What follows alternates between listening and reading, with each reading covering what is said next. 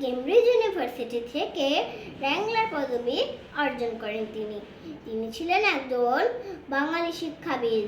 তিনি জন্মগ্রহণ করেছিলেন চট্টগ্রামের হাটহাজারীর মির্জাপুর গ্রামে। সিলেটের মুরারিচাঁদ কলেজের তিনি ছিলেন প্রিন্সিপাল। তিনি হলেন অপূর্ব দত্ত।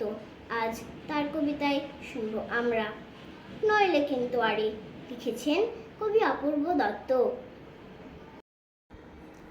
সকালবেলা ঘুম ভেঙেছে, মা বলল শোনো, বাসি মুখে 100 থেকে 1 অব্দি কোনো। 9টা নাগাদ খেলতে যাব। বাবা ডাকলো, বুবাই, আবুধাবি রাজধানী কি? মাস্কাট না দুবাই। স্কুলে গেছি। ইংরেজি স্যার হেঁকে বললেন, হে ইউ, ক্যালিডোস্কোপ লিখতে গেলে কে লাগে না কিউ। খেলতে গেছি, ছোটর আবার প্রথম বলে আউট।